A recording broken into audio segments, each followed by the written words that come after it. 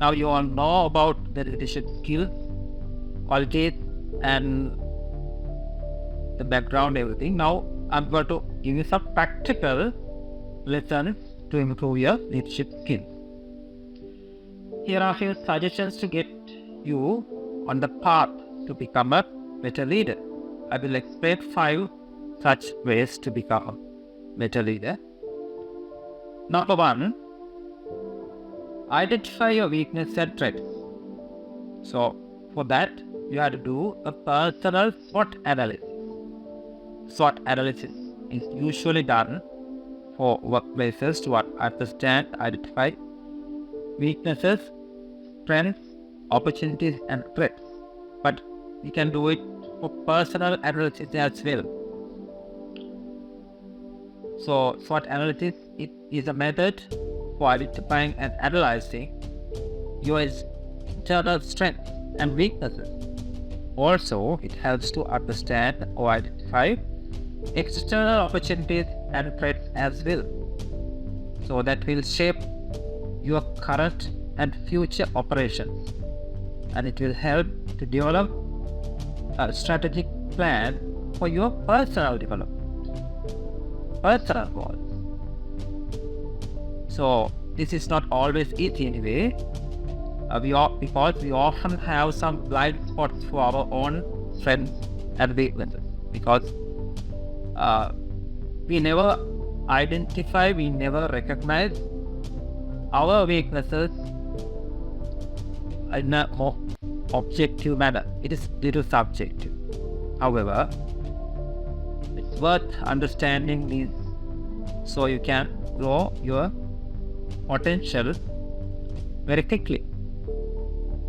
To get started, you can make a list of both your strengths and your weaknesses, but you have to be as specific as possible, because it might be a good idea to ask for feedback from others to paint a more accurate picture. Because if you try to do it alone, as I mentioned earlier, your subconscious mind will never accept some weak points of your personality and even some strengths of your personality. It's your audience, it's your friends, it's your subordinates who can highlight your weaknesses, who can highlight your strengths. So to be more objective, better to get some feedback from another person as well. So you can see a small guide for your as a practical activity. You can add it to this matter. You can select your weaknesses and strengths, opportunities and threats using this table as a rough guide to do a personal SWOT analysis now. So I'm not going to read up and explain the contents of this rough guide. You can read up and understand, and then you can pick up the points from your personality and write it down here.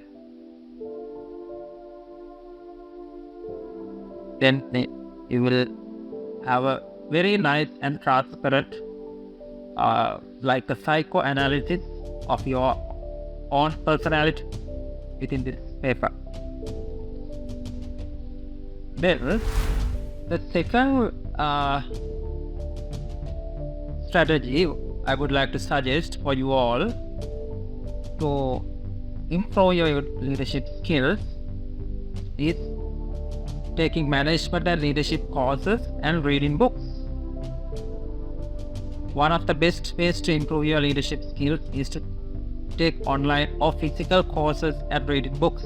Remember, ADBM provides such excellent programs for leadership development. So reading books also plays a major role for skill development. In general concept, we believe that reading books won't improve your skills. No, it's wrong. Reading books also can improve your skills. That can provide you with knowledge which ultimately improve your skills needed to be an effective leader.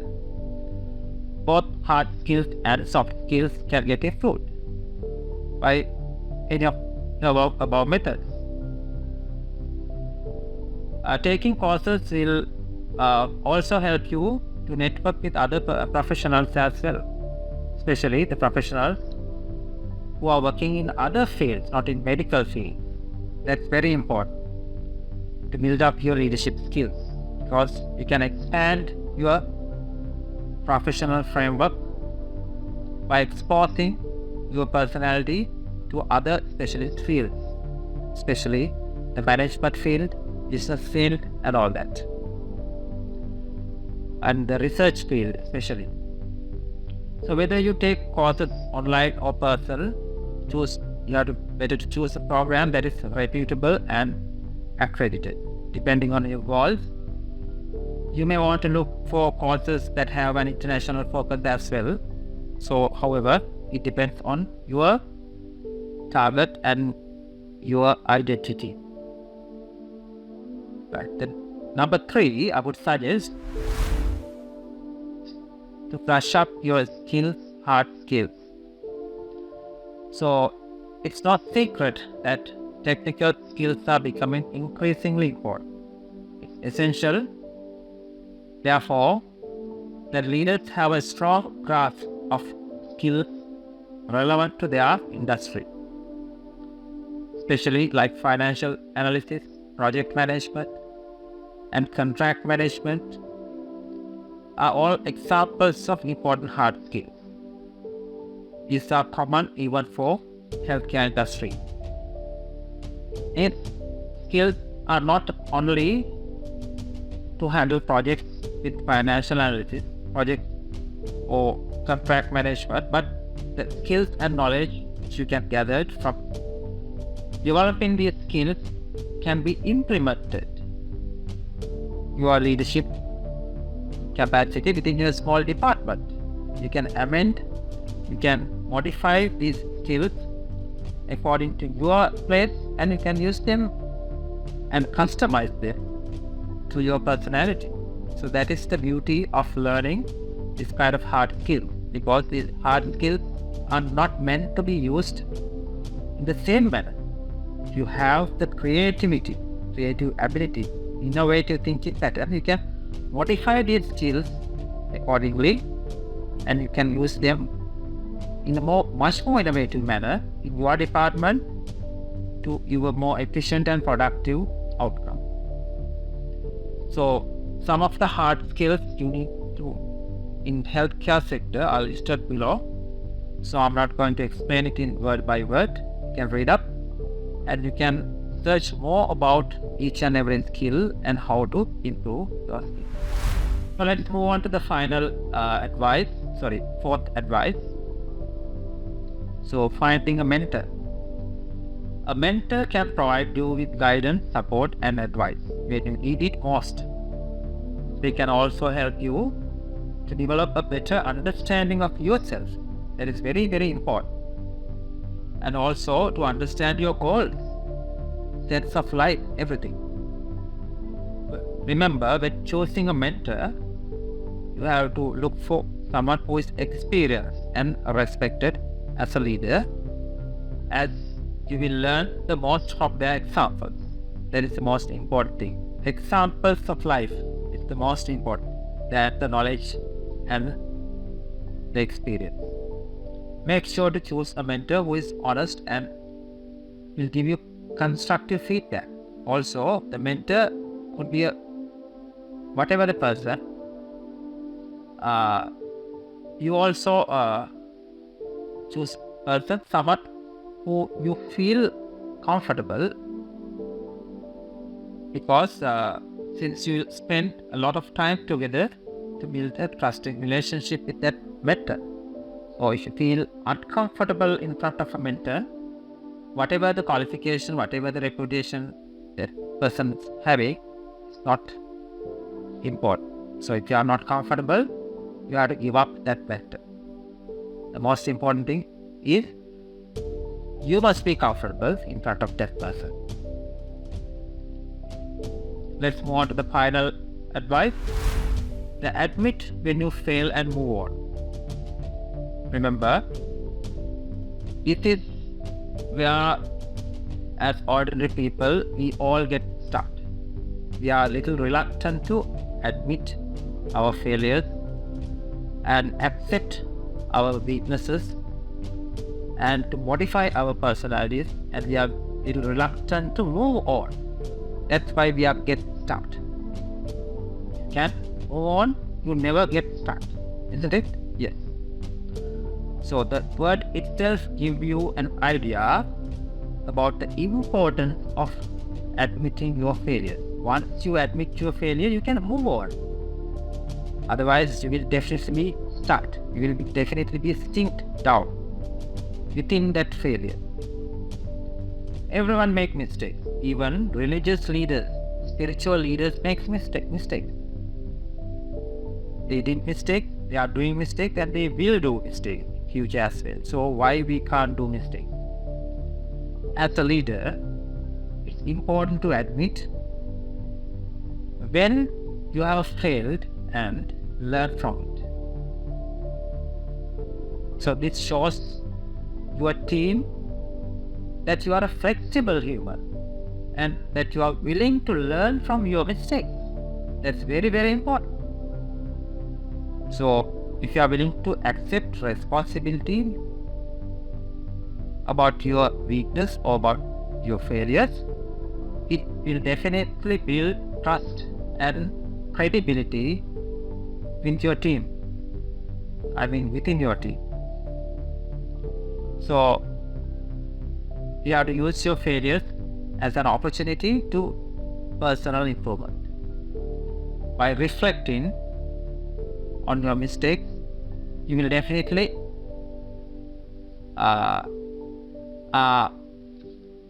for personal improvement, then you can adapt your strategy. Right.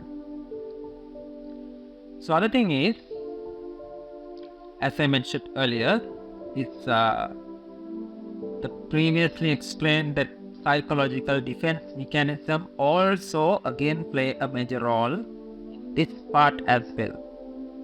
So your limbic system again will get activated whenever you feel that you have done something wrong, you have done some mistake.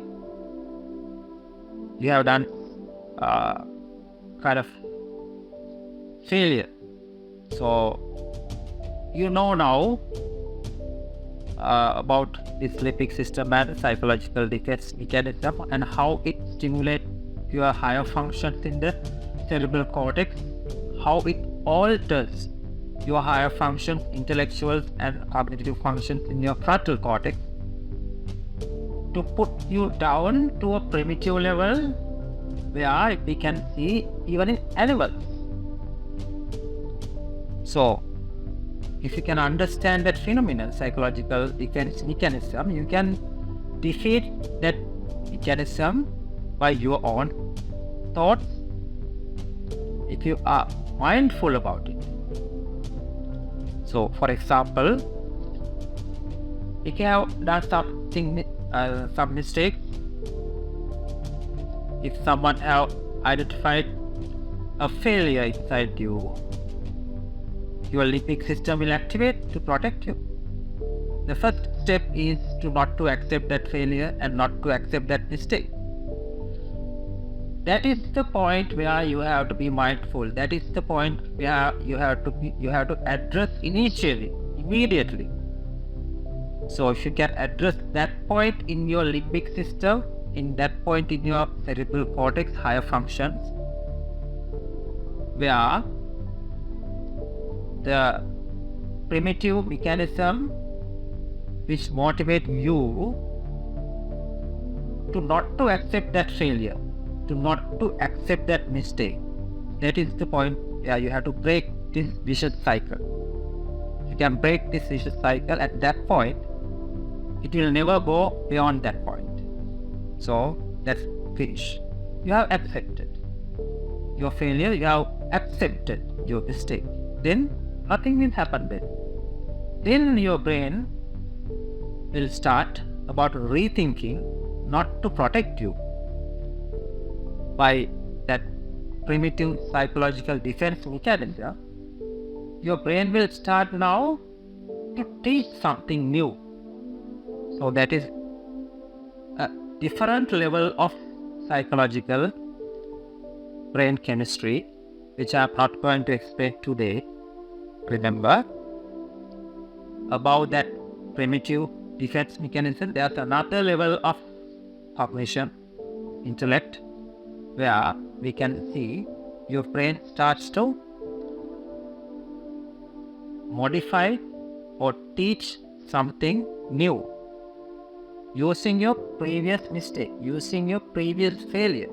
So why don't you allow your brain to function in a much more higher level than in a primitive level? So that is where you have to be. That is the level of emotional maturity. That is the level of spiritual development. That is the level of enlightenment you have to achieve in this leadership journey, in simple words. So in that case, you'll be a different person, you'll be a unique leader. One more other important thing, sharing your learning with your team. Learning means learning by mistakes, learning by failure with your team. You create a culture of learning and growth because you are sharing your experience. Then your subordinates will learn from them. They will continue to learn. This learning environment is very, very important. The leadership, because people always can fight together by this culture to learn more about how to improve as a leader and turn your mistakes into positive learning for yourself and your team as well. If you can't admit your failures, it's not depend on the others' concerns.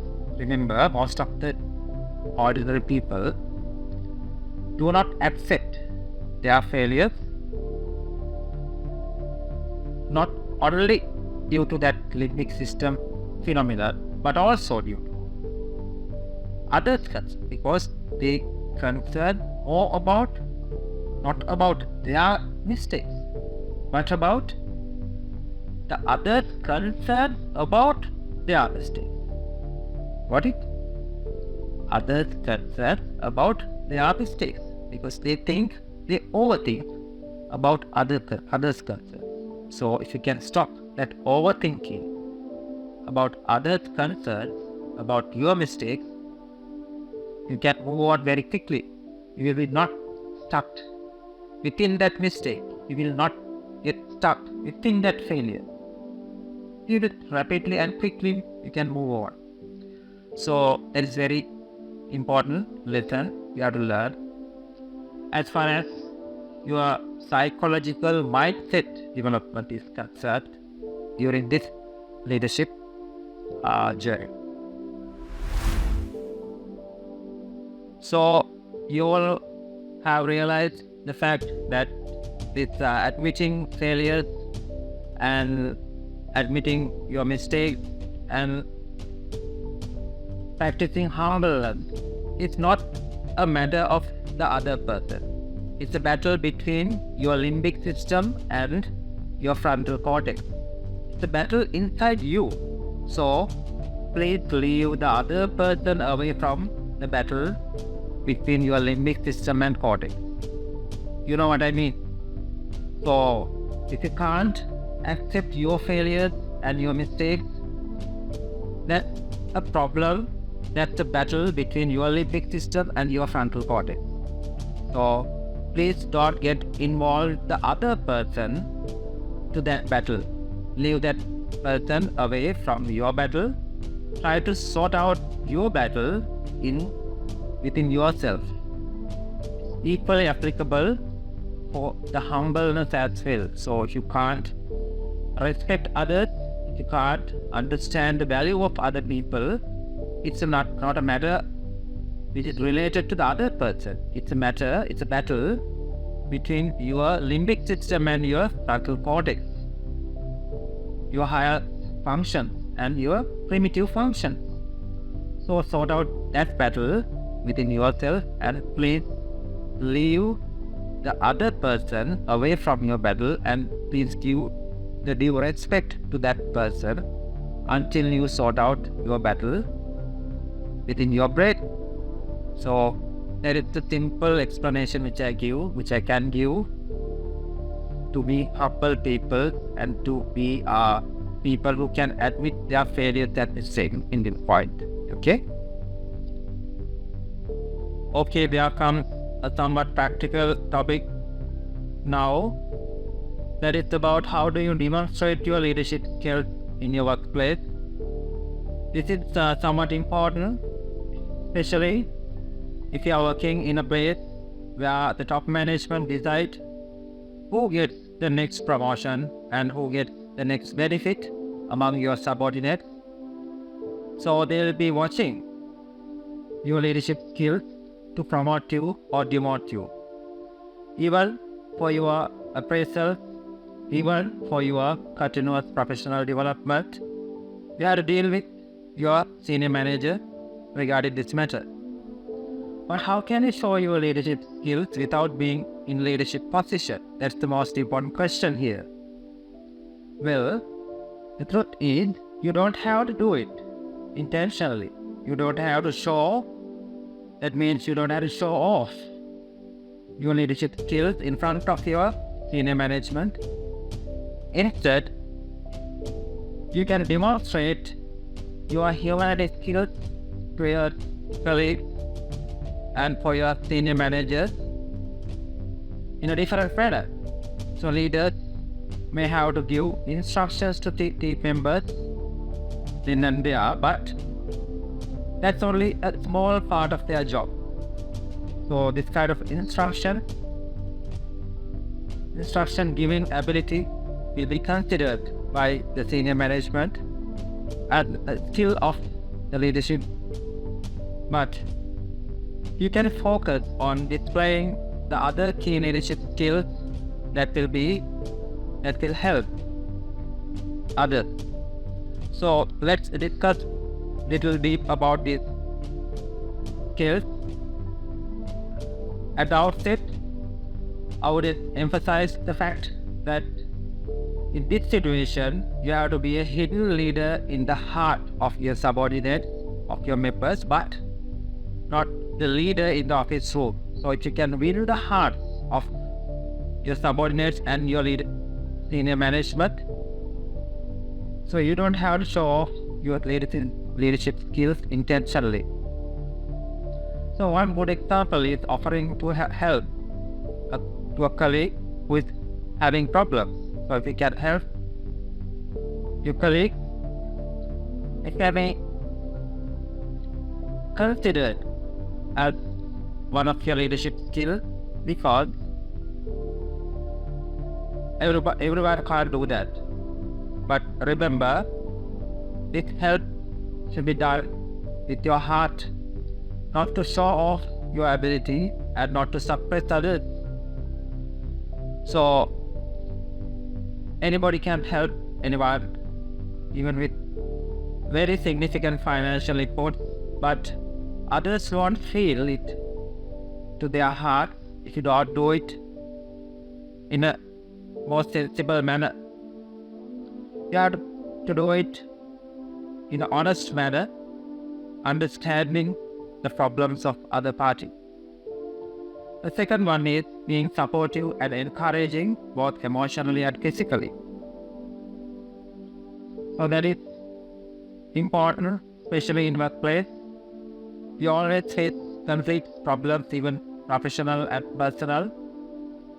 You can support your subordinates, even your seniors, by giving support. This also should be in an honest manner, and it should be done with your heart, but not to show off your ability. Other thing is praising and appreciating the fellow workers for good work, which is one of the most lacking thing in our setup. Appreciation plays a major role for their motivation as well as for you to show your leadership skills and to win others' heart. Then giving credit to others even after doing the task by you. So one of the things which I usually do in my life, I usually do things for others, even spending my time, effort, and even personal money. But at the end of the day, I used to give the credit for other person. So I usually do it with my heart, but not to get hidden benefits, because it's one of my personal traits. So at the end of the day, people will understand my intention of helping others.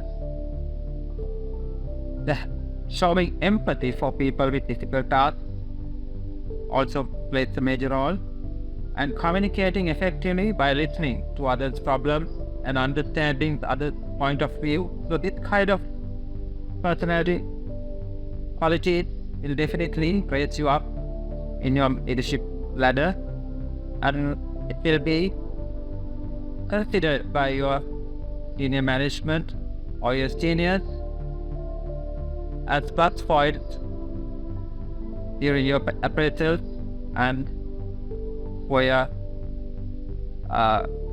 evaluation. Last one, working to improve team morale in difficult times by counseling and mentoring them. So in that case, you have to develop your counseling and mentoring skills as well. So that is one of the most important thing.